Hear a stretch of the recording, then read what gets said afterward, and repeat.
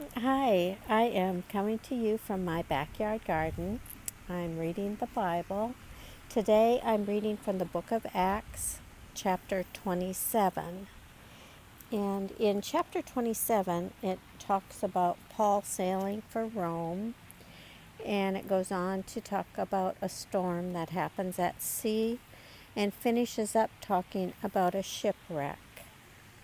So the reading is from the Bible. I will begin the book of Acts, chapter 27. I'll begin at verse 1.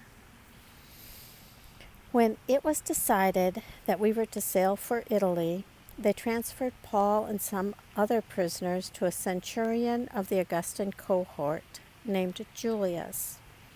Embarking on a ship of Adramyttium that was about to set sail to the ports along the coast of Asia, we put to sea, accompanied by Aristarchus, a Macedonian from Thessalonica. The next day we put in at Sidon, and Julius treated Paul kindly and allowed him to go to his friends to be cared for.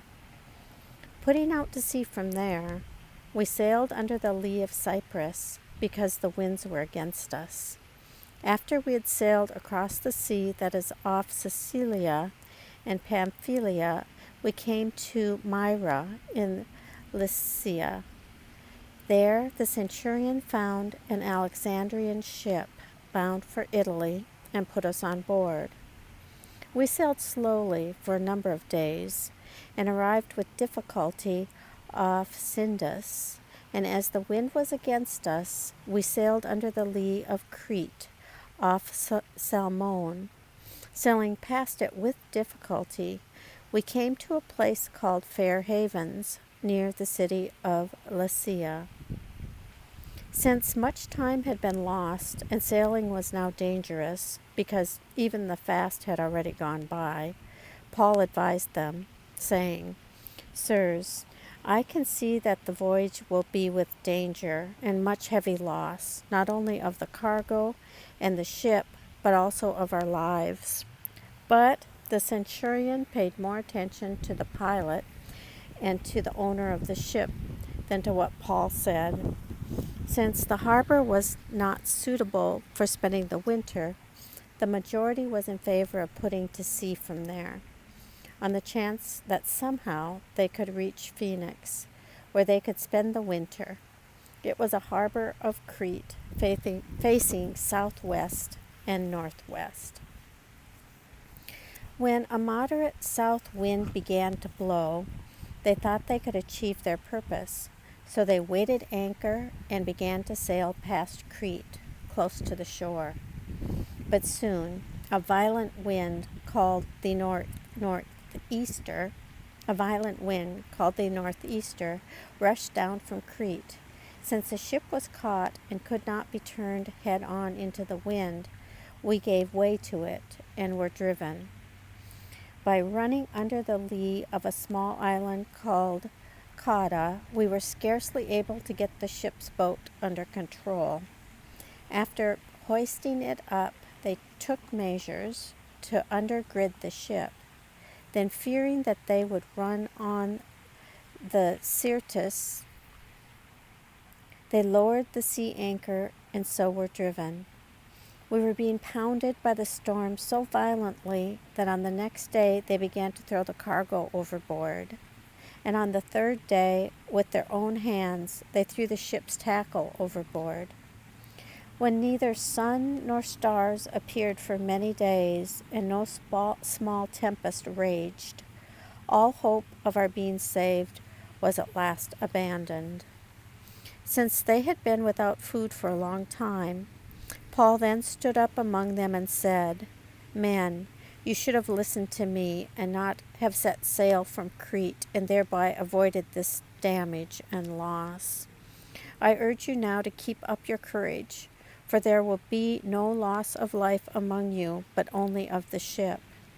For last night there stood by me an angel of the God to whom I belong and whom I worship. And he said, 'Do not be afraid, Paul.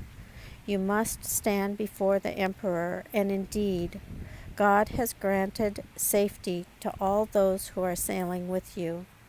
So keep up your courage, men, for I have faith in God that it will be exactly as I have been told, but we will have to run aground on some island."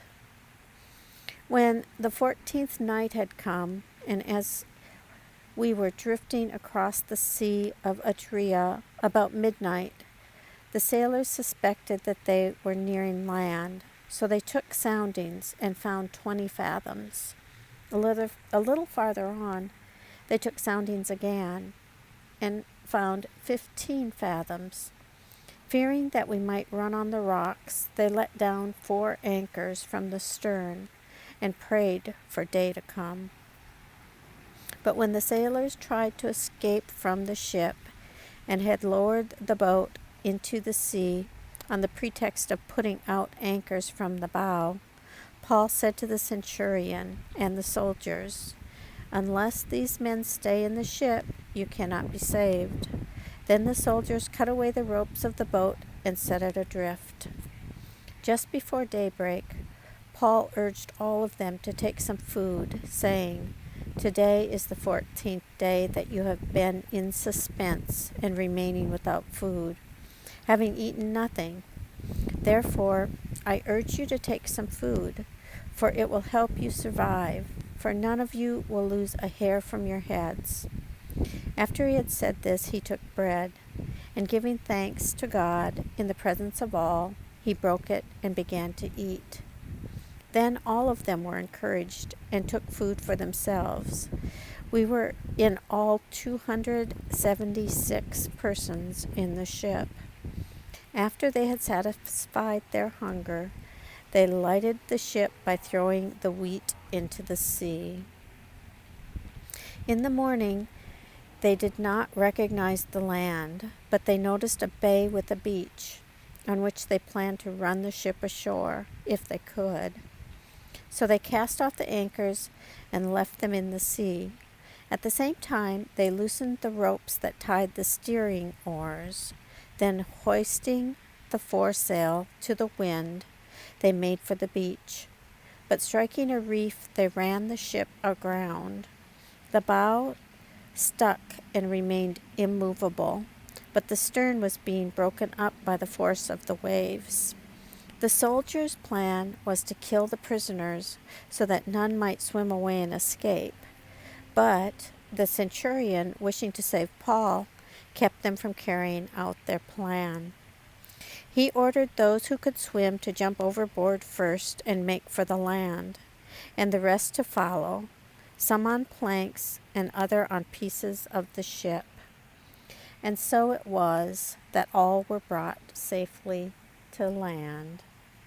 This ends the reading of the book of Acts, chapter 27.